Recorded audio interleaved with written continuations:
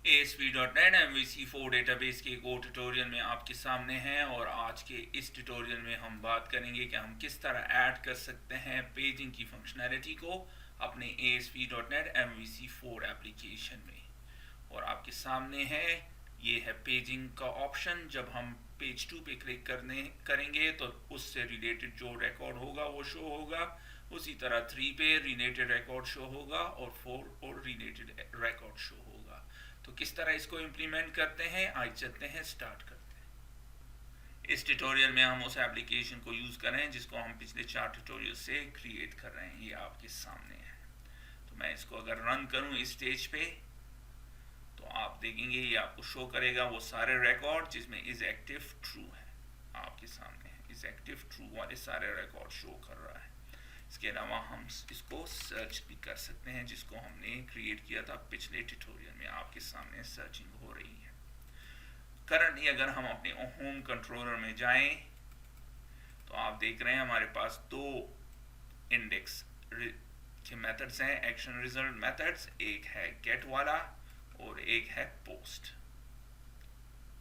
आपके सामने है। तो जब हम लोड करते हैं डेटा को तो गेट ये वाला रन होता है, और जब हम सर्च करते हैं कुछ तो फिर ये रन होता है। तो सबसे पहले हम क्या करना चाहें, अगर हम इसको इसी तरह रहने दें तो फिर हमें पेजिंग यहाँ पे भी ऐड करनी पड़ेगी और यहाँ पे भी। तो हम क्या चाहते हैं, एक ही दफ़ा ऐड करें, क्योंकि एक व्यू में हम काम कर रहे हैं। तो सबसे पहले मैं इस गेट वाले मेथड को रिमूव कर देता हूँ। अब ये वाला हमारा गेट और पोस्ट दोनों काम करेगा। रन करते हैं इसको और देखते हैं क्या होता है। तो आप देख रहे हैं ये हमें कह रहा है no result is found, please search again. अगरचे हमने कोई सर्च नहीं किया, ये स्टिल ये मैसेज शो कर रहा है। और हमें मालूम है कि डेटाबेस में रिकॉर्ड मौजूद है इस टेबल में। आपके सामने है। अगर मैं इसको दोबारा रन करूं तो ये आपको शो करेगा कि डेटा मौजूद है। तो इसकी एक वजह है, अगर मैं यहाँ पे ब्रेक पॉइंट लगा देता हूँ और इसको रिफ्रेश कर देता हूँ या रीलोड कर देता हूँ तो आप देख रहे हैं यहाँ पे आ गया। और अगर मैं यहाँ पे कर्सर ले जाऊँ तो आप देख रहे हैं ये नल है। और लेकिन अगर मैं इसको एक स्टेप और आगे ले जाऊँ तो आप देख रहे हैं अगरचे सर्च टेक्स्ट एम्प्टी नहीं है, नल है, लेकिन स्टिल यहाँ पे जा रहा है। और इसी वजह से ये डेटा शो कर रहा है, और ये मैसेज शो कर रहा है जो कि आपको नज़र आ रहा है यहाँ पे कि जैसे ये सर्च कर रहा है। वरना हम सर्च नहीं कर रहे हैं, हम तो सिर्फ लोड कर रहे हैं।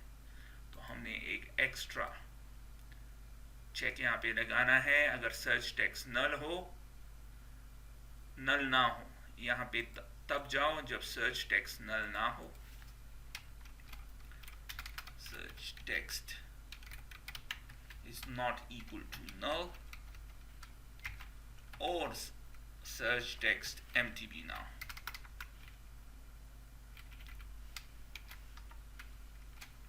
तो तब यहाँ पे जाओ, वरना ना जाओ। तो जब दोबारा रन करेंगे तो अब ये हमें करेक्ट डेटा शो करेगा। आपके सामने है। अब मैं सर्च कर दूं तो सर्च भी करेक्टली हो रही है। इस कोड को हम एक और तरीके से भी देख सकते हैं, जो कि अमूमन आप सारे ऑनलाइन जितने भी ट्यूटोरियल्स हैं उसमें है, कि हम इसको कर देते हैं string is null or empty. If string is not null or empty, तो नॉट जब हम लगा देते हैं तो ये क्या बन जाता है, if string is not null or empty, exactly उसी तरह। और तो फिर एग्जैक्टली उसी तरह काम करेगा। इसको डालना भूलना नहीं, ये नॉट करेगा, क्योंकि हम कह रहे हैं search text is not null, search text is not empty. तो अगर हम इसको इस स्टेज में रहने दें तो इसका मतलब है कि यहाँ पे तब जाओ जब सर्च टेक्स्ट नल या एम्प्टी हो। तो हम क्या चाहते हैं, जब search text null or empty ना हो। तो जब दोबारा रन करेंगे एग्जैक्टली उसी तरह काम करेगा जिस तरह पहले कर रहा था।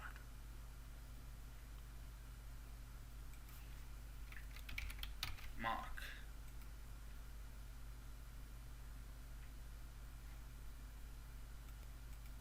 और आपके सामने करेक्टली काम कर रहा है। इसके अलावा अगर हम कोई और टर्म सर्च करें तो वो भी करेक्टली काम कर रहा है।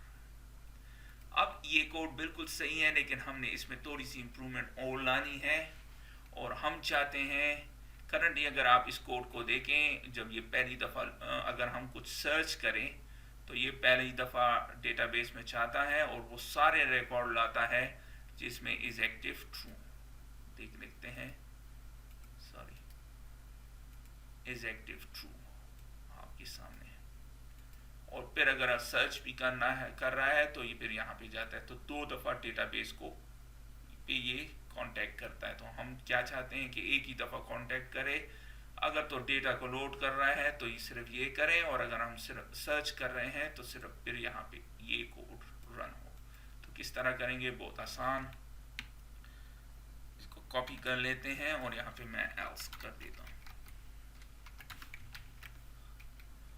और इसको क्या कर देता हूँ, न्यू। तो अब हमने सिर्फ ये ऑब्जेक्ट क्रिएट किया और इसमें डेटा तब लोड करेंगे अगर सर्चिंग कर रहे हैं तो यहाँ पे जाएगा, और अगर लोड सिर्फ डेटा कर रहे हैं या फॉर्म को लोड कर रहे हैं या पेज को लोड कर रहे हैं तो यहाँ पे जाएगा। तो एक ही दफ़ा जाएगा तो फास्टर, ये पेज फास्टर रन होगा। 2 दफ़ा के बजाय सिर्फ एक दफ़ा डेटाबेस के पास जाएगा और करेक्ट डेटा लेके आएगा। तो अब आप देख रहे हैं स्टिल करेक्टली काम कर रहा है। अब पेजिंग से पहले हमने एक और ऑप्शन, इसको थोड़ा सा और इम्प्रूव करना है। करंटली आप देख रहे हैं जब मैं मार्क पे सर्च करता हूँ या किसी भी टर्म पे सर्च करता हूँ तो ये लिंक, ये जो URL है ये चेंज नहीं होता। तो हम इसको अपने कोलीग के साथ या किसी भी फ्रेंड के साथ शेयर नहीं कर सकते। जब हम उसको ये शेयर करेंगे तो वो सेम रिकॉर्ड शो होगा, जितने भी रिकॉर्ड इसने शो कराने, आपके सामने सारा रिकॉर्ड शो करना। तो हमने क्या चाहते हैं, जो भी टर्म हम सर्च करें वो भी इस लिंक का हिस्सा बने ताकि हम उसको अपने कोलीग्स या फ्रेंड्स के साथ शेयर करें। तो किस तरह करेंगे, ये भी बहुत आसान है।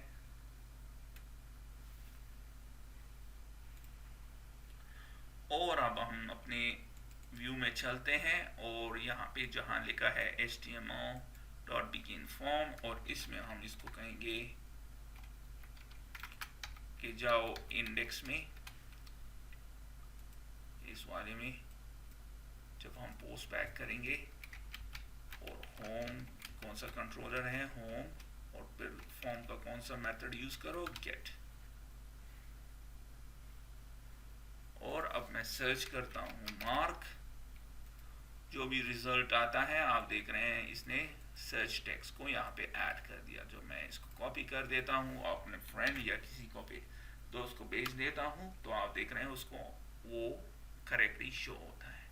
तो हम आसानी के साथ अपने लिंक्स को इंडेक्स कर सकते हैं या अपने कोलीग्स को भेज सकते हैं। तो हो गया। इसी तरह अगर मैं इसको चेंज कर दूं या कुछ और कर दूं तो आप देख रहे हैं करेक्टली वो चेंज हो जाता है। अब हम क्या चाहते हैं कि हमारे पास इस डेटाबेस के इस टेबल में करंटली 12 रिकॉर्ड्स हैं, 22 रिकॉर्ड्स हैं। तो हम चाहते हैं कि ये इंस्टेड ऑफ सारे एक ही पेज पे नज़र आने के बजाय डिवाइड हो जाए 5 पेजेस में, पेज की साइज 5 हो। तो आप देख रहे हैं जब हम पेज साइज 5 कर देते हैं तो 5 रिकॉर्ड्स शो होते हैं एक पेज पे। तो पहले पेज पे आपको ये रिकॉर्ड शो होंगे, दूसरे पेज पे ये, तीसरे पे ये, चौथे पे ये और 5वें पे ये। आप देख रहे हैं पेज नंबर 1, 2, 3 एंड 4 एंड 5। तो इसको किस तरह करेंगे, इसके लिए हम लिंक की 2 मेथड्स को यूज करते हैं। किस तरह, बहुत आसान। सबसे पहले वाला मेथड जो है वो है टेक, और जिसका मतलब है कि डेटाबेस से डेटा उठाओ। तो पेज साइज कितनी होनी चाहिए, उसके लिए एक मेथड को एक वेरिएबल को डिक्लेयर कर देते हैं इंट पेज साइज 5, यानी कि 5 रिकॉर्ड को एक उस पे शो करो। तो मैं इसको यहाँ पे दे देता हूँ। यहाँ पे हम डायरेक्टली भी 5 दे सकते हैं, लेकिन ये बेहतर तरीका है। यानी एक वेरिएबल मैंने क्रिएट किया तो ये क्या करेगा, पहले 5 रिकॉर्ड शो करेगा, ये वाले। तो किस तरह जब रन करूँगा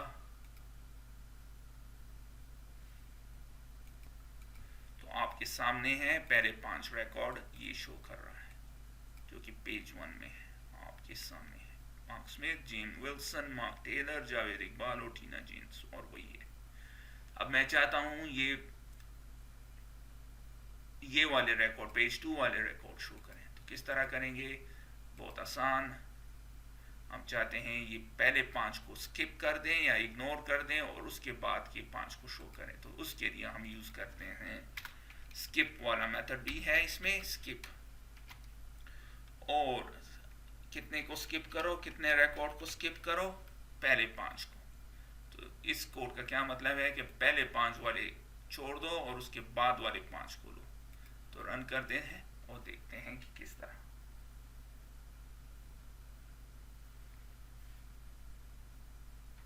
तो आप देख रहे हैं इसने पहले 5 वाले इग्नोर किए और बेन मार्बल से एलेक्स विल्सन वाले अब आपको शो कर रहा है। इसी तरह हम इसको कह सकते हैं पहले 10 वाले को इग्नोर करो।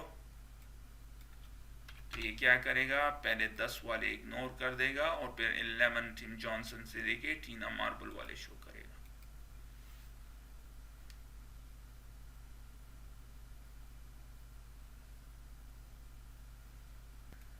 तो आपके सामने है Tim Johnson, David Davis, Stuart Johnson, John Davis और टीना मार्बल। अब हम चाहते हैं जब पहली दफ़ा ये एप्लीकेशन रन हो तो ये पहले वाले रिकॉर्ड्स को शो करे और फिर जब हम सेकंड पेज वाले लिंक पे क्लिक करें तो सेकंड। तो किस तरह करेंगे वो भी बहुत आसान है। उसके लिए हमें चाहिए, जैसे कि मैंने आपसे कहा, हमें पेज नंबर और पेज साइज की ज़रूरत है। पेज साइज हम ऑलरेडी डिफाइन कर चुके हैं, तो पेज नंबर और स्टार्ट में ये 1 होना चाहिए। तो हम इसको थोड़ा सा चेंज कर देते हैं और इसमें एक फार्मूला दे देते हैं। फार्मूला क्या है? पेज नंबर -1 और फिर उसको मल्टीप्लाई करो पेज साइज के साथ। अब इसका क्या मतलब है? जब पेज नंबर 1 होगा तो 1 - 1 0 हो जाएगा, और जब हम किसी भी चीज को मल्टीप्लाई करते हैं 0 से तो वो 0 बन जाती है। तो 1 - 1 0 मल्टीप्लाई पेज साइज जो कि 5 है तो 0। तो जब पेज नंबर 1 होगा तो पहले 5 रिकॉर्ड शो करेगा, क्योंकि कुछ भी हो, क्योंकि ये 0 हो जाएगा तो स्किप कर, तो पहले 5 रिकॉर्ड शो करेगा। रन कर देते हैं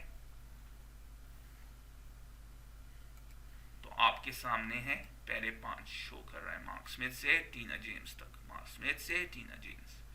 अब अगर हम पेज 2 कर दें,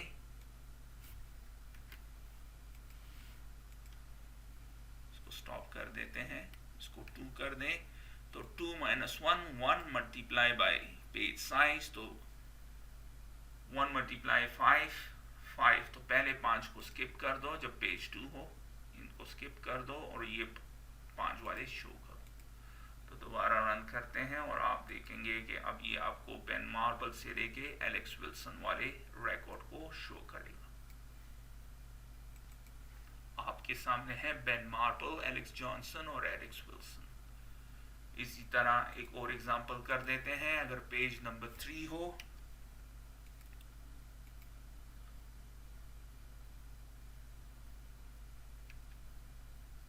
तो पेज 3 - 1 2 मल्टीप्लाई बाय 5 तो 10 हो जाएगा। तो पहले 10 को स्किप कर दो और उसके बाद के 5 को निकालो, शो करो।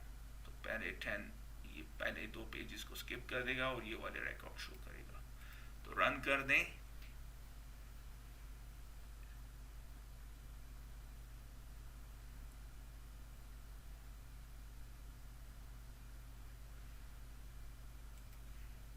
तो आपके सामने है टिम जॉनसन, डेविड डेविस और टीना मार्बल एक्सेट्रा।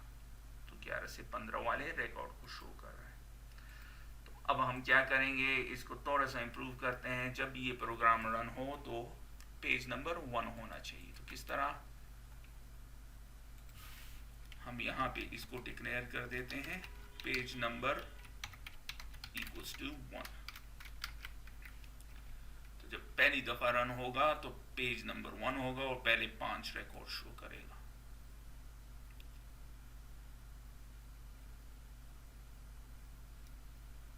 आप देख रहे हैं मार्क स्मिथ से लेके क्रिस्टीना जेम्स। अब हम क्या करेंगे, यहाँ पे नंबरिंग को ऐड करेंगे। तो किस तरह ऐड करेंगे, सबसे पहले हमने फाइंड करना है कि इसने कितने पेजेस में इसको डिवाइड करना है। तो उसके लिए हम एक व्यू डेटा की प्रॉपर्टी डिफाइन कर देते हैं। आप इसको कोई भी नाम दे सकते हैं, मैं इसको नाम देता हूँ नंबर ऑफ पेजेस। और नंबर ऑफ पेजेस हमें किस तरह पता चलेगा, जितना भी रिकॉर्ड हमारे पास है, रिकॉर्ड हमारे पास आएंगे उसको पेज साइज से मल्टीप्लाई कर देंगे। तो employees dot count divide by page size.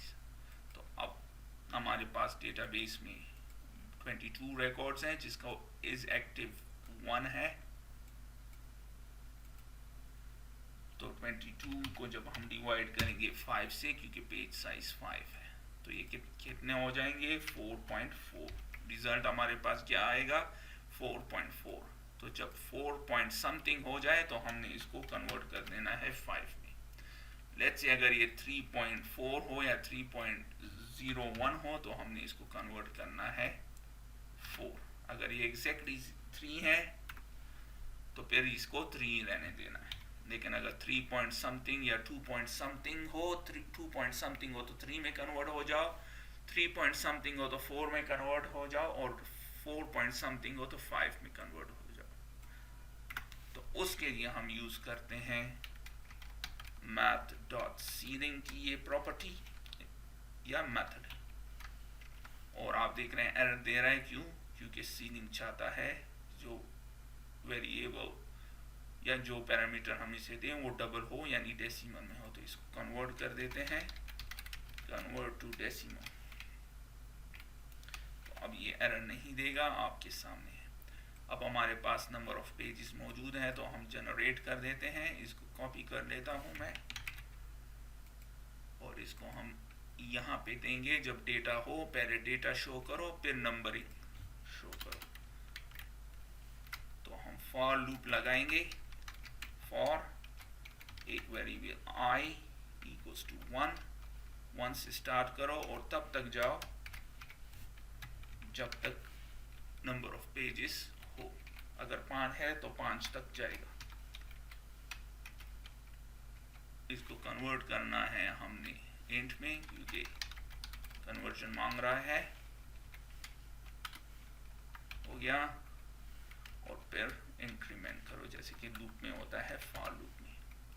अब हम चाहते हैं कि ये शो हो हमारे स्क्रीन में, तो किस तरह हम इसको एक्शन रिजल्ट में, एक्शन लिंक में शो करते हैं। और ऐड आई, और कौन से, जब हम क्लिक करेंगे, क्योंकि क्लिक हमने इसको क्लिक इवेंट्स क्लिक में कन्वर्ट करना है, तो एक्शन लिंक हम यूज कर रहे हैं। इंडेक्स में जाओ और वो होम कंट्रोलर में है, और करंटली आप देख रहे हैं ये आपको एरर दे रहा है। तो क्यों, क्योंकि एक्शन लिंक का ये जो पहला पैरामीटर ये है स्ट्रिंग, तो हमने इसको स्ट्रिंग में कन्वर्ट करना है।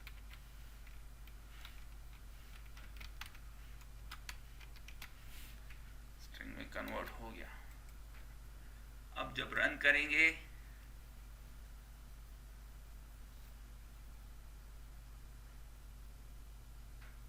तो आपके सामने है ये रन हो रहा है करेक्टली। अब हम क्या चाहते हैं कि इन लिंक्स के दरमियान थोड़ी सी स्पेस हो, तो वो किस तरह ऐड करेंगे, स्टाइल शीट को यूज करते हैं, CSS स्टाइल शीट को। और मैं यहाँ पे आप देख रहे हैं ये कह रहा है ऑब्जेक्ट HTML एट्रीब्यूट, तो न्यू ऐड, आपने अरहाल में ऐड लगाना है, और फिर स्टाइल, और फिर स्टाइल क्या हो वो हम इसको दे देते हैं कि पहले इसको इनलाइन में कन्वर्ट करो, इनलाइन ब्लॉक में, और फिर उसमें 10 पिक्सल का इसको ही विड्थ कर दो, तो स्पेस ऑटोमेटिकली उसमें आ जाएगा। तो जब दोबारा रन करेंगे तो आप देख रहे हैं कि अब ये करेक्टली शो हो रहा है। अब अगर मैं इस स्टेज पे 2 पे क्लिक करूं तो आप देख रहे हैं ये लेंथ इक्वल्स टू 4 शो कर रहा है। मैं चाहता हूं ये कहें पेज नंबर इक्वल्स टू 4, क्यों? जब हम क्लिक करते हैं, दोबारा मैं रन कर देता हूँ, जब मैं इस पर क्लिक करता हूँ इसका मतलब है कि पेज नंबर को 2 होना चाहिए और फिर 2 वाले रिकॉर्ड को शो करें, लेकिन आप करंटली देख रहे हैं लेंथ इक्वल्स टू 4 कह रहा है। तो इसको किस तरह करेंगे? एक और पैरामीटर लगा देते हैं यहाँ, उससे पहले न्यू, और उसमें मैं इसको कहता हूँ पेज नंबर इक्वल्स टू जो भी आई में है, जो भी हमने क्लिक किया है। अब ये क्या हो गया? पेज नंबर क्या होगा? अगर पहले वाले 1 को क्लिक करते हैं तो पेज नंबर इक्वल्स टू 1 हो जाएगा, ये पैरामीटर हमारे लिंक में आ जाएगा। अगर 2 वाले को क्लिक करते हैं तो 2 हो जाएगा पेज नंबर। और ये हम यहाँ पे पेज नंबर क्यों देते हैं? क्योंकि यहाँ पे पेज नंबर हमने दिया है, अगर हमने कोई और दे दिया तो फिर वो यूज होगा, लेकिन हमें हर हाल में पेज नंबर जो भी हमने यहाँ पे दिया हो, जो भी वेरिएबल, वो देना है। तो दोबारा जब मैं रन करता हूं तो अब आप देखेंगे मैजिक।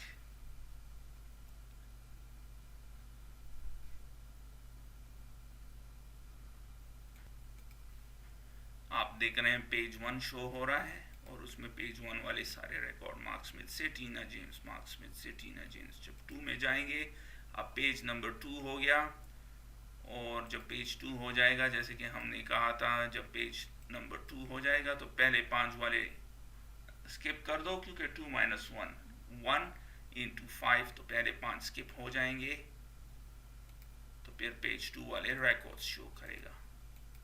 बेन मार्बल से एलेक्स विल्सन आपके सामने। पेज 3 में चलते हैं, टिम जॉनसन से टीना मार्बल वाले शो कर रहा है। पेज 4, और आप देख रहे हैं यहाँ बेबी है, एमेंडा जॉनसन से स्टीव डेविस, और फिर आखिरी 2 रिकॉर्ड यहाँ पे शो हो रहा है। तो अब आप देख रहे हैं करेक्टली रन हो रहा है हमारे ये पेजिंग। अब अगर इस स्टेज पे मैं सर्च करूं तो सर्चिंग में भी होनी चाहिए मार्क स्मिथ। आप देख रहे हैं इसमें अब एक एरर है, जब पहले 3 जब मार्क पे करता हूं 3 रिकॉर्ड जो कि पेज नंबर 1 है, तो एक ही पेज है तो 1 इसको फिर शो नहीं करना चाहिए। अगर एक से ज़्यादा पेजेस हैं तो तब नंबर शो करना चाहिए। तो किस तरह करेंगे? ये भी बहुत आसान है। हम यहाँ पे एक इफ स्टेटमेंट लगा देते हैं,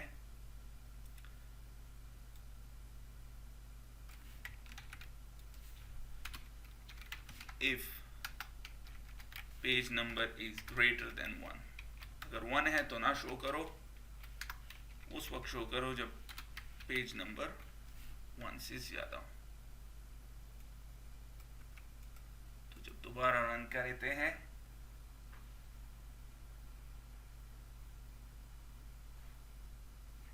और मैं सर्च करता हूँ मार्क, तो आप देख रहे हैं वो शो नहीं हो रहा, लेकिन अगर रिकॉर्ड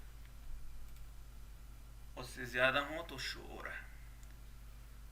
अब करंटली आप देख रहे हैं इस स्टेज पे, लेट्स से मैं एम सर्च करूं, तो आप देख रहे हैं 3 पेजेस रिटर्न हुई और सर्च टेक्स्ट क्या है? एम।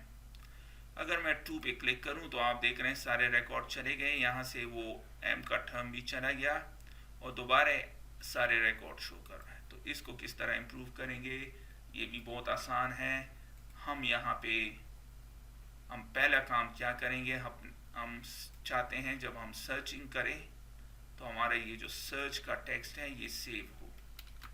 तो किस तरह एक और प्रॉपर्टी क्रिएट करते हैं। इस दफ़ा मैं व्यू बैग को यूज़ करता हूँ, आप व्यू डेटा या टेम्प डेटा को भी यूज़ कर सकते हैं। तो view bag dot search text, और उसमें मैं सर्च टेक्स्ट डाल देता हूँ, और इसके बाद मैं इसको यहाँ पे भी यूज़ कर लेता हूँ, view bag dot search text as string. इस स्टेज पे इसको रन करें,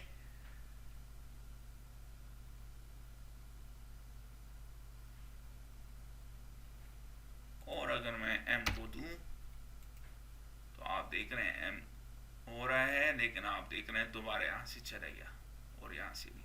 तो एक और एक्स्ट्रा चीज़ हमने करनी है, और वो है कि हम इसको कहें जब हम लिंक पे क्लिक करते हैं तो उसमें ए के बजाय 2 पैरामीटर हों। दूसरा है सर्च टेक्स्ट। सर्च टेक्स्ट यहाँ पे क्यों लिखते हैं, क्योंकि ये नाम हमने यहाँ पे यूज किया है। तो एग्जैक्टली उसी तरह, और उसमें कौन सी वैल्यू होनी चाहिए जो भी हम उसको देते हैं। तो एक पैरामीटर के बजाय हमने 2 पैरामीटर दे दिए। तो अब जब हम रन करेंगे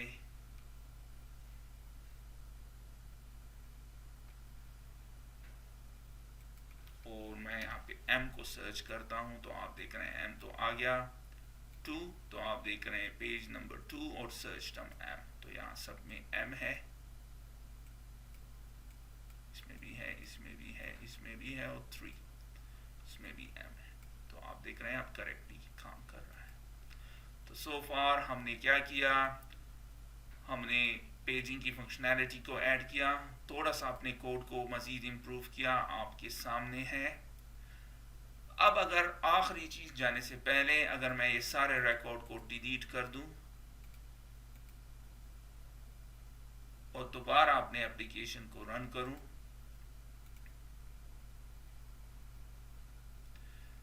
तो आप देखेंगे चूंकि कोई रिकॉर्ड नहीं है, तो ये क्या कह रहा है, no result is found, please search again. क्यों,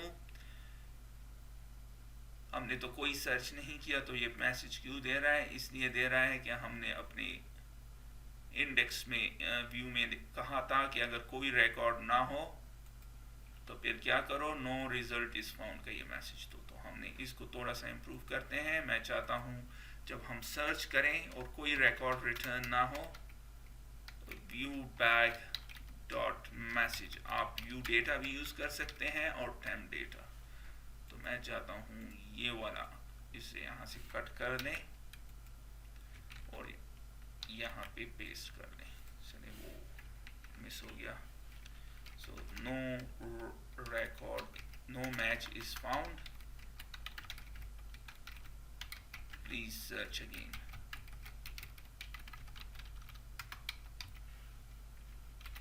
और इसी तरह अगर हमने सिर्फ डेटा को लोड करना हो और कोई रिकॉर्ड फाउंड ना हो, तो ये हमें दे व्यू बैक डॉट मैसेज, आप इसको कोई भी नाम दे सकते हैं, no record is found, please add an employee.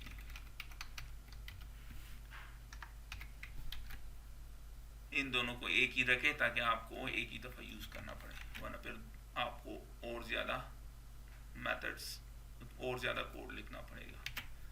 तो फिर अब अगर कोई जब लोड करते हैं और कोई रिकॉर्ड ना हो तो ये वाला मैसेज शो करेगा, और सर्च के बाद अगर कुछ रिटर्न ना हो तो ये मैसेज शो करेगा। तो रन कर दें।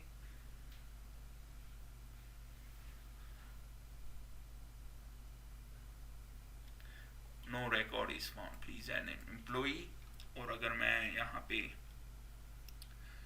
कुछ सर्च करूं और कुछ भी रिटर्न ना हो, तो अब आप देखेंगे कि ये मैसेज चेंज हो जाएगा। तो आपके सामने कह रहे हैं no match is found, please search again. दोबारा सर्च करते हैं कुछ और, तो आप देख रहे हैं सेम है। और अगर कोई डेटा नहीं है तो no record is found, please add an employee. अब हमारा कोड 100% कंप्लीट है, लेकिन हम थोड़ी एक फाइनल चीज़ इसमें और करते हैं, और वो है करंटली अगर आप देखेंगे इस कोड को, तो आप जैसे कि हमने इस बात की कि इंडेक्स हब दोनों गेट और पोस्ट रिक्वेस्ट के लिए हम इसको यूज़ कर रहे हैं, और हमारे इस कंट्रोलर में एक ही इंडेक्स का ये मेथड है जो कि यूज़ हो रहा है both get and response post के लिए। नॉर्मली क्या होता है कि हमारा ये कोड काफ़ी सारे डेवलपर्स देखते हैं, और हमने उनकी आसानी के लिए भी कुछ चीज़ें करनी होती हैं। अगर आप ये कोड ना भी लिखें तो अभी कुछ नहीं होता, लेकिन हम क्या करेंगे, हम उनको एक बता देते हैं कि ये इंडेक्स मेथड गेट और पोस्ट या उसके अलावा किसी भी और रिक्वेस्ट के लिए भी यूज़ हो रहा है।